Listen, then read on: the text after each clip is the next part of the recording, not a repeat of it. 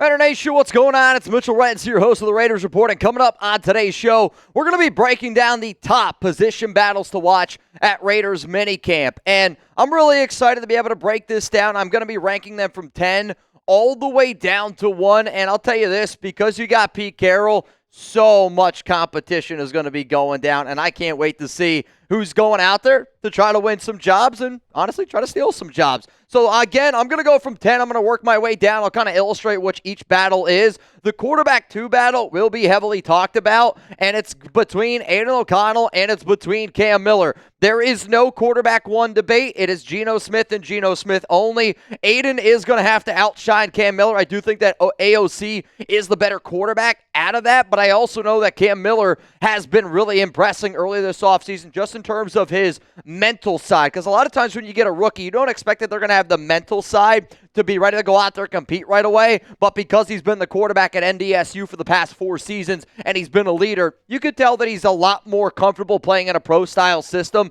than what people have maybe initially expected from a kid from the FCS. Let's go to number 9 here in terms of the Raiders minicamp battles that I'm going to be watching. Linebacker 5 is how I'm going to describe this position. Landon Roberts, Devin White, those are going to be your top 2 linebackers to start this offseason. Now, you could make an argument that one of those positions is still up for grabs. To me, though, I believe that the Silver and Black are going to keep 5 linebackers on their squad. And if you didn't see my 53-man roster projection video that I put out earlier in the week, you can go check it out. But to me, it's going to be between, Cody Lindenberg, who they drafted, Tommy Eichenberg, Jalen Smith, Amari Gaynor, Matt Jones, Jalen Walker, Michael Barrett. I'll be real with you. I think that all of those players, I anticipate that they're going to keep, obviously, Lindenberg, who they drafted in the 7th round. But Amari Burney is a UDFA that I like a lot. It's up in the air, right? Who did I say?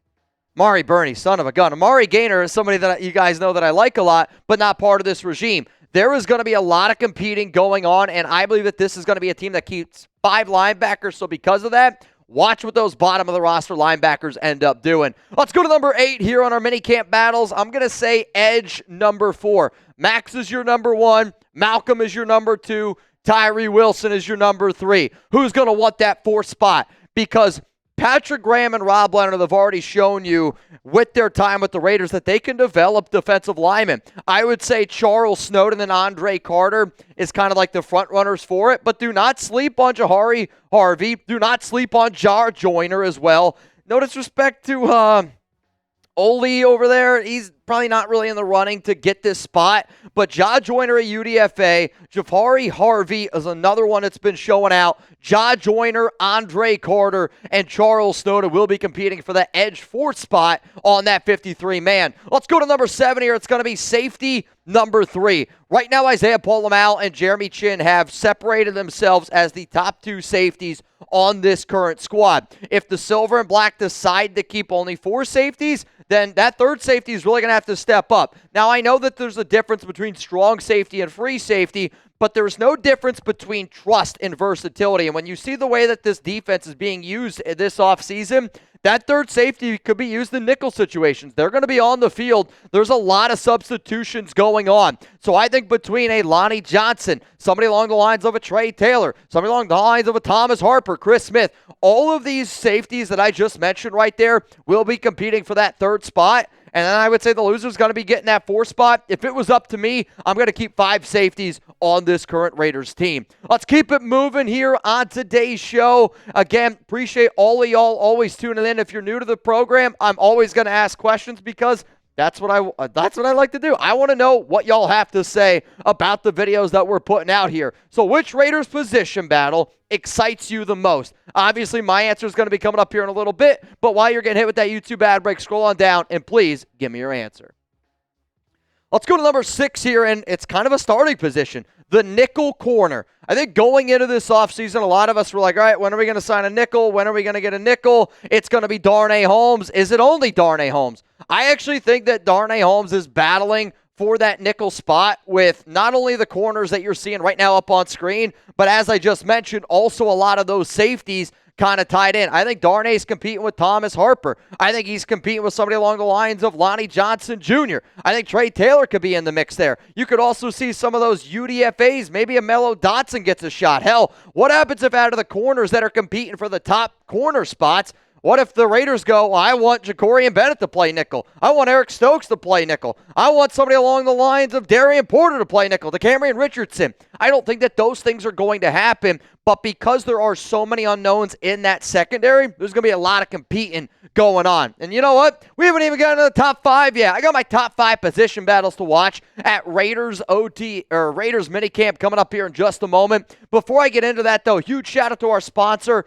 Prize Picks, America's #1 daily fantasy sports app out there. The basketball playoffs are wrapping up, but the action is still heating up on Prize Picks, the best place to cash in on your favorite sports. Think Shea will get more than 33.5 points. Tyrese Halliburton more than 17.5 points. Cook up hot takes with your friends and win real money this basketball season when you and your crew run your game on Prize Picks. Prize Picks is the best way to win real money this basketball season. Which players are going off, which ones aren't. Make your picks in less than 60 seconds and turn your sports takes into real money all season long on Prize Picks. On Prize Picks, you can mix and match your player projections from different sports. Combine your favorite baseball players and players from basketball, hockey, esports. You could do it all. If you want to know what I'm running with for season long with Raiders, these are my Prize Picks for the entire year. You can see Geno, Ashton, Brock, Max Crosby. I had to add Joe Burrow in there because you can't only use one team. But if you want to roll with that,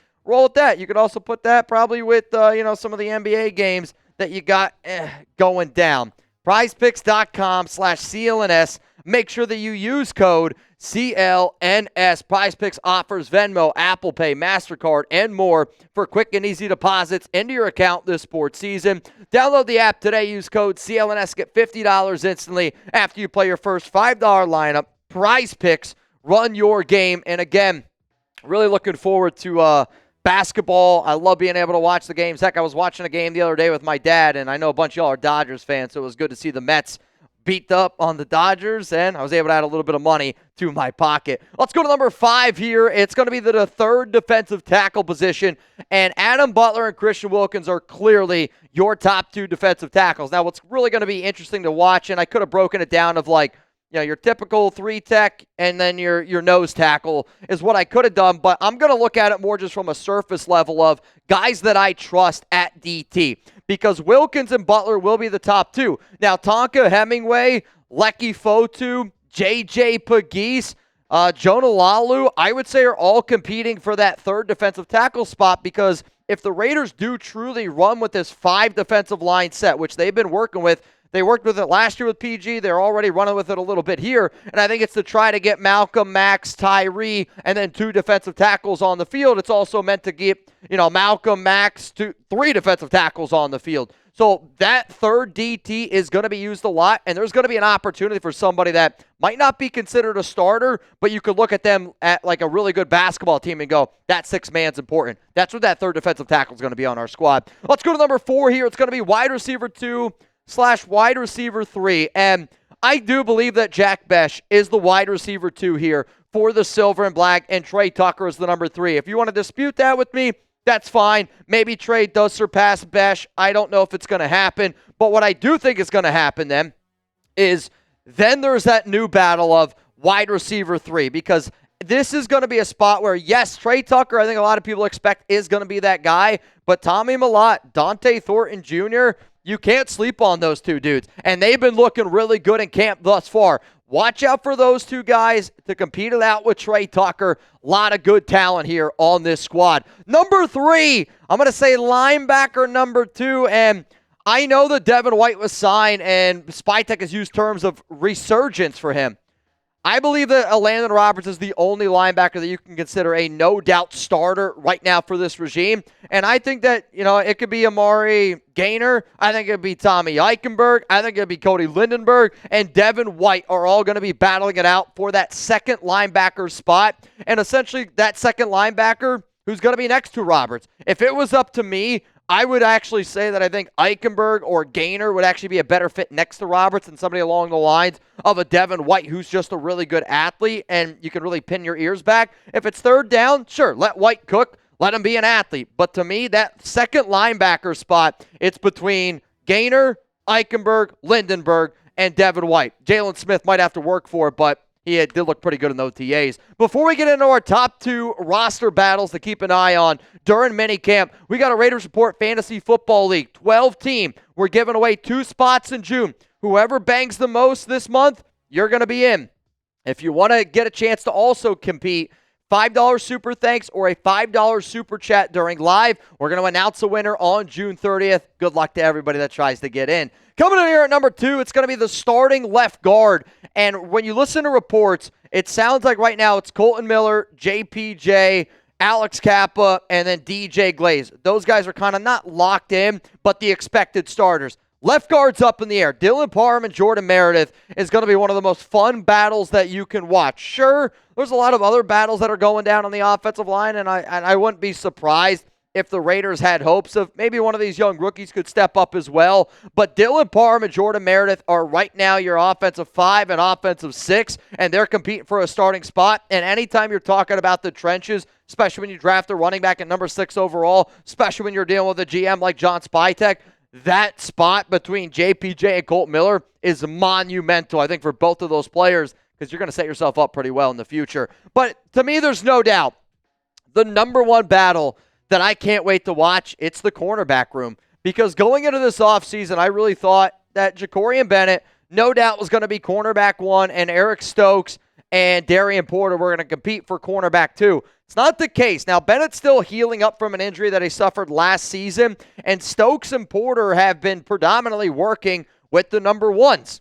The issue is, I don't know exactly where that puts Jacorian Bennett, who was really solid last season, and I really do think that Stokes, Bennett, and Porter are your top 3 corners, and they're going to be competing for those top 2 spots. So I wanted to add a game here. It's something a little bit different from what we typically do. If you had to pick the top 2 corners on this team to go up against the Patriots week 1 of the NFL season, are you going to pick Porter and Stokes? Type 1. If you're going to go with Bennett and Porter, type 2. If you're going to go with Stokes and Bennett, type 3. If you're going to go with Bennett and Stokes, I want you to type 4. If it was up to me, if I was a betting man, I would say Jacorian Bennett and Darian Porter would be my picks. I know how much Eric Stokes has played well. I know how much Pete Carroll has noticed it. But I just think that they're going to go with the guy that they drafted, and Bennett was so good last season that I think it would be hard to justify not giving him an opportunity to go defend his cornerback 1 spot because, again, he was better than Nate Hobbs last season, and he was better than Jack Jones. And I don't care what anybody says because he was better. So one more time here are the top 10 Raiders minicamp battles to watch with the first year of John Spytek and Pete Carroll. If anybody wants to post a pic of this, please make sure you tag me this week at Mitchell Renz 365. I also wanted to just add some other notable battles to just, keep a little bit of an eye on this offseason, where that running back 4 spot between Dylan Laube and Zamir White. Wide receiver 5 and 6, I think you could say Alex Bachman, Colin Johnson, somebody along the lines of even a Kyle Phillips is probably going to be thrown in there on top of some of the rookies that we have. Your offensive line, 9. That's Dalton Wagner. That's Thayer Munford. That's probably Parker Clement, some of these other UDFAs that we got. Tight end 3 is anybody not named Brock Bowers and Michael Mayer. For cornerback 4, I would say you're looking at DeCamerion Richardson, and then who else loses that battle between the first guys I was talking about for Porter, Stokes, and Bennett. And then safety number 5, I believe that this squad's going to end up keeping 5 safeties. So watch out for Lonnie Johnson Jr., Chris Smith, Thomas Harper, because we know Paul Amau and Jeremy Chin are going to make this squad. Trey Taylor, though, again, not a part of this regime. If you made it this far in the video, I really, really greatly appreciate it. You probably are sick and tired of me telling you that I got married on Friday, June 6th. If you didn't see the pictures, if you want to go check them out, give me a follow on Instagram at Mitchell Renz 365. And you probably already know this, but if breaking news happens, Jeremy's got you covered.